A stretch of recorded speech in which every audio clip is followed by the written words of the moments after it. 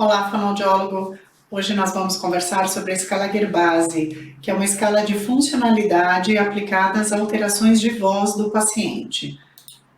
Qual é o objetivo da aplicação da escala?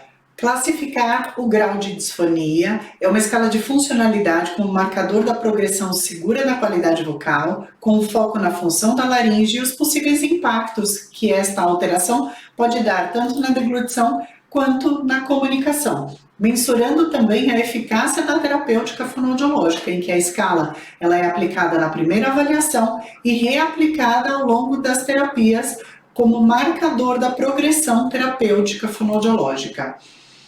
É realizada uma avaliação prévia do paciente, então todas as questões de sistema sensório-motor oral, todas as funções respiração, mastigação, deglutição, é realizada uma avaliação global do paciente em que é importante que haja a descrição do grau de disfonia desse paciente. Se ele tem uma disfonia orgânica, organofuncional, funcional ou psicogênica. A classificação é baseada numa escala de diferentes níveis para os diferentes parâmetros da Gerbasi. Então, classificamos 0 como normal, 1 como alteração leve, 2 alteração moderada e 3 alteração severa. Então, como é que nós aplicamos essa escala? Nós precisamos avaliar alguns parâmetros que são rugosidade, soprosidade, astenia, tensão e instabilidade e classificar o grau geral de alteração vocal. Então, o grau ele é a classificação global evidenciada na avaliação da voz de acordo com os parâmetros perceptivo-auditivo. Então, o que você vai classificar no G é o grau geral de alteração desse paciente. Se ele tem uma voz de alteração leve, moderada ou severa. A rugosidade, ela é a impressão de uma vibração irregular da prega vocal, mais conhecida como rouquidão. A soprosidade é a impressão de ouvir uma turbulência de ar junto com a produção da voz. Então, é como se houvesse um escape de ar junto com a produção vocal. A astenia ela é a impressão de uma fraqueza durante a fonação. Então, parece que o paciente não tem força para a produção da voz. A voz, em geral, é baixa, é fraca. A tensão, ela é o contrário da astenia. Ela é a expressão de uma força maior do que o necessário para a produção da voz. Então, em geral, a voz é apertada, estridente, estrangulada. E a instabilidade é uma impressão de uma variação anormal da voz, geralmente uma intermitência, seja na vibração, seja no esforço, seja no volume da voz, eles são classificados como instáveis. Então, como é que nós classificamos a escala Gerbasi? Baseado na descrição da alteração.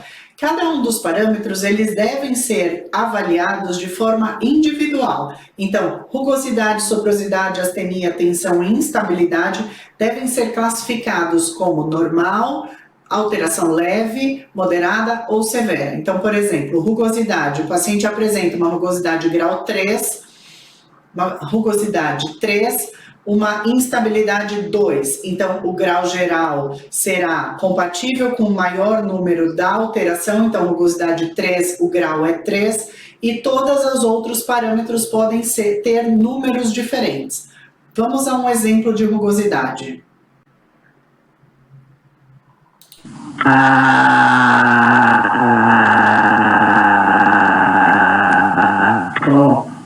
Dois, três, quatro, 5, 6, 7, 8, 9, 10. Então, esse paciente ele apresenta rouquidão, astenia, soprosidade, também apresenta outros parâmetros que não estão na escala, mas precisam ser classificados na sua avaliação, como, por exemplo, voz pastosa, esse paciente apresenta hipernasalidade, esse paciente pode apresentar, neste caso ele apresenta voz molhada, então voz molhada, hipernasalidade e voz pastosa não estão classificados na Gerbasi, não são classificados pela Gerbasi, mas eles precisam ser descritos na sua avaliação. Vamos a outro exemplo de rouquidão.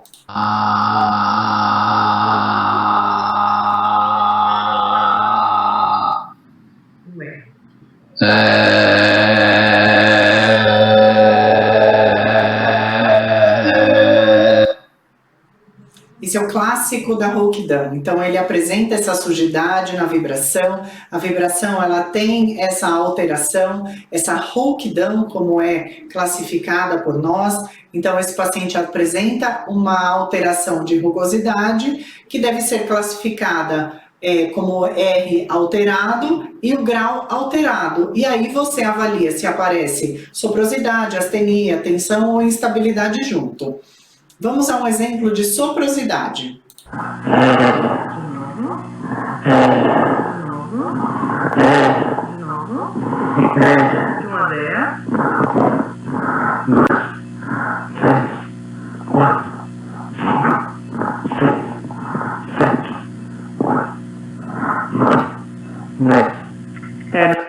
Soprosidade e astenia são muito fortes, grau 3. Esse paciente também apresenta hipernasalidade, voz molhada, voz pastosa. Esse paciente apresenta um distúrbio articulatório enorme, era um paciente traqueostomizado, então vários parâmetros a serem classificados na Gerbasi e também outros parâmetros a serem classificados na sua conclusão. Outro exemplo de soprosidade.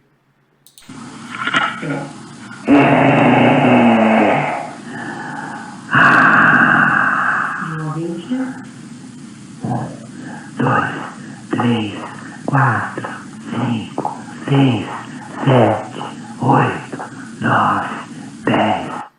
O A sustentado aparece mais a soprosidade, na contagem de números existe uma compensação, porém essa paciente apresenta o clássico da soprosidade de uma paralisia de prega vocal, por exemplo, em que existe uma alteração importante, a soprosidade é muito evidente pela não aproximação desta prega vocal, então existe um escape de ar muito grande, então este é um exemplo clássico de soprosidade. Vamos a um exemplo de astenia. De novo.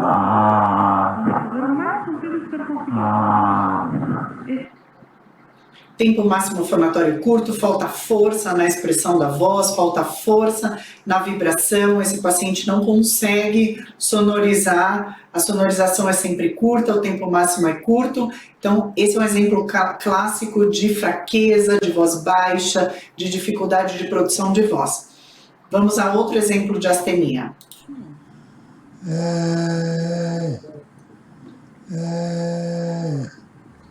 1, 2, 3, 4, 5, 6, 7, 8, 9, 10.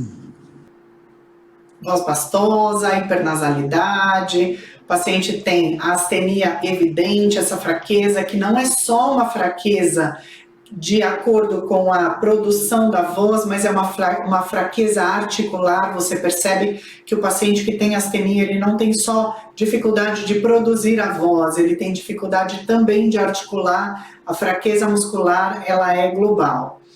Vamos a um exemplo de tensão, que é o oposto de astenia.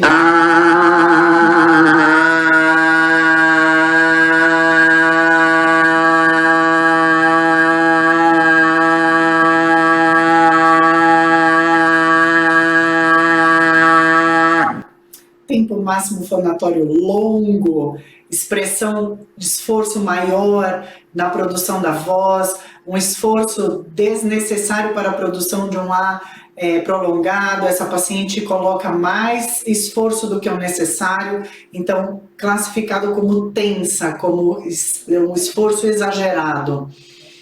Outro exemplo de tensão, essa mesma paciente em contagem de números. 1, 2, 3, 4, 5, 6, 7, 8, 9, 10, 11, 12, 13, 14, 15, 16, 17, 18, 19 e 20. Então, ela conta os números numa única respiração, um excesso de força na produção da voz. Vamos a um exemplo de instabilidade. De 1 a 20. 1, 2, 3, 4, 5, 6, 7, 8, 9, 10, 11, 12, 13, 14, 15, 16, 17, 18, 19, 20.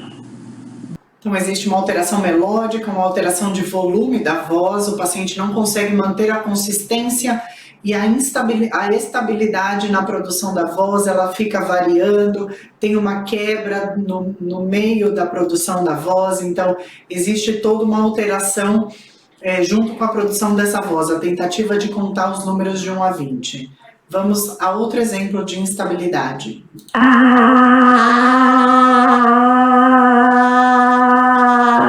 De 1 a 20. 1, 2, 3, 4, 5, 6, 7, 8, 9, 10, 11, 12, 13, 14, 15, 16, 17, 18, 19 e 20.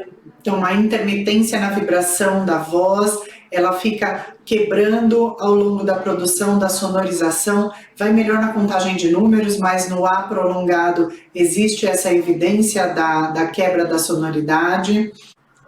Agora eu trouxe um exemplo de disfonia psicogênica. Ouça essa voz.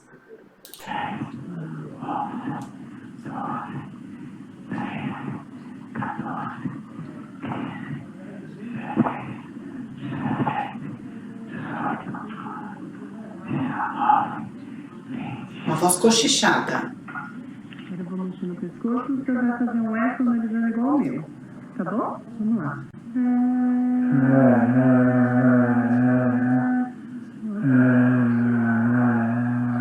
Ótimo, de novo. De novo. De novo. Uma soprosidade extrema, em que a voz chegava a ser cochichada, não compatível com o quadro clínico do paciente. Então, ele estava com ausência vocal, afônico total, fazendo voz cochichada, dizendo que não tinha capacidade de vocalização. Uma prova terapêutica foi manuseado a laringe, pedi para que ele repetisse comigo a vocalização e ele conseguiu sonorizar. Então, uma disfonia psicogênica. Como é que a gente coloca esses pacientes de acordo com o grau de complexidade na prioridade de atendimento hospitalar? O paciente em atendimento diário, aqueles com alteração neurológica indicativa, que tem chance de progressão, então a gente coloca ele em estímulo diário terapêutico. Os pacientes de Parkinson que precisam de assistência na terapia Lee Silverman, esse paciente não é atendido beira-leito, esse paciente ou é domiciliar ou ambulatorial. Os pacientes extubados, eles merecem uma assistência fonoaudiológica diária, principalmente aqueles que apresentam soprosidade ou rouquidão ou alteração na deglutição. Os pacientes traqueostomizados que estão em processo de desmame ou adaptação de válvula de fala, ou aquele paciente em processo de decanulação. 3 vezes por semana, os pacientes com alteração de nível glótico, com impacto na deglutição, por exemplo, uma paralisia de prega vocal, com dificuldade na deglutição do líquido. O paciente 2 vezes por semana, que tem alteração vocal, porém o impacto é só na comunicação.